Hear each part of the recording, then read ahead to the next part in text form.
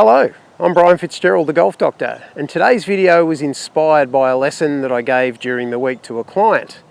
And it's all really about how to make a swing change.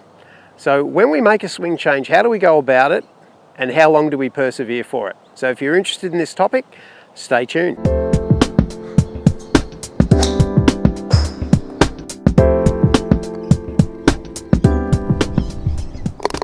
Okay, so if you're new to this channel, welcome.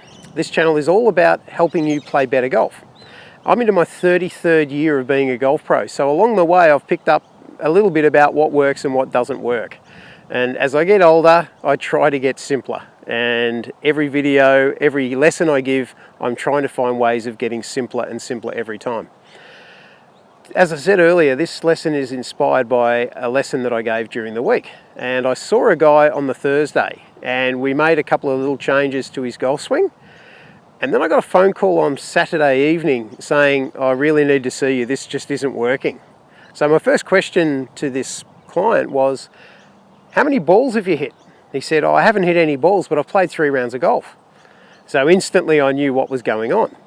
We make a swing change and it might work temporarily during the lesson because we are making some changes, and under my guidance, people quite often hit well. The moment I turn my back and get off, it doesn't feel quite as good. So people start losing a bit of faith in what happens. Now, the worst thing you can do after a lesson is to go out and play golf. There is a cycle that we need to go through when we make a swing change. So I'm going to talk you through that cycle. So let's just say the change that we're going to make today is a grip change. So during the lesson, I may have explained a little something that we're going to manipulate in the grip or make a change. And of course, because it's different, your brain is going to feel very uncomfortable about that change. It's going to say, gee, this feels weird. Quite often people actually tell me, oh no, this feels wrong. That implies what they were doing before was right, in which case, if it was right, they wouldn't be here having a lesson. So it does take a little while to embed a swing change. And in this particular case, it's a grip change. So the way I would go about it is we make the grip change knowing that it's going to feel terrible, it's going to feel awful. And the best way of getting used to a change is to do what is called block practice. Block practice is hitting shot after shot after shot, same club, same target, just getting some repetition going. So we're trying to get some repetition in our new grip, whatever it is that we've just decided to change in the grip. And we would do that. Now, after a while, you may find that starts to work pretty well on the range.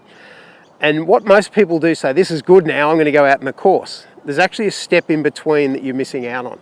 So after you've done the block practice, we need to put it under the pressure cooker of getting some constraints on the golf course, or on the range, I should say.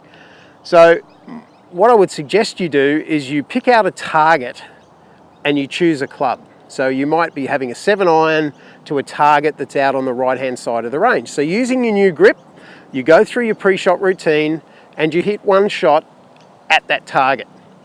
Regardless of the result, whether it's good or bad, you then choose a different club, or you could just simply choose a different target and stick with the same club, and you might pick a target out on the left-hand side. So once again, you go through your pre-shot routine and you hit a shot to that target. So we're really putting pressure on like you would on a golf course, and we're putting this swing change under pressure.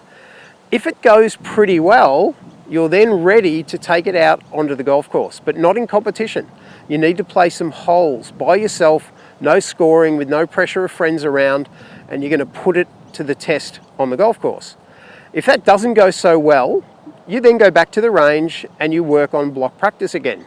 And you're embedding it, then you put yourself under pressure on the range, then you go back out on the golf course and put it under pressure by yourself again. Let's say that your little test on the golf course went really well. The next step you've got to go through is, can I do it under pressure in a game of golf? So now you're ready to play in the competition and see how it goes. So if it goes well, the change has been successful and it's stuck. If it doesn't go so well, we go back to block practice again, followed by doing some random practice, putting yourself under pressure, different targets, different clubs, one ball at a time. Then we go back on the course and playing a little practice round by yourself, and then once again. It's a good cycle to go through. Whatever the change is, it's the sort of thing golf pros do. Unfortunately, we don't hear how golf pros make a swing change. We just hear during the tournament, oh, they've made this change. We assume they've just made it on the practice fairway the day before and they've put it into play. That does sometimes happen, but not very often. Mostly they do a lot of work in preparation before they get out on the golf course. So if you can stick to that cycle, I think it's going to help you embed any change you make. Thank you for letting me help you with your golf. I'm Brian Fitzgerald, the Golf Doctor. And if you like my videos, you can click on the round avatar down the bottom and subscribe to my YouTube channel. You can get further information on my Facebook page or my Twitter feed. And if you like podcasting, you can sign up and have a listen to my podcast, which you can also find on my website, thegolfdoctor.com.au.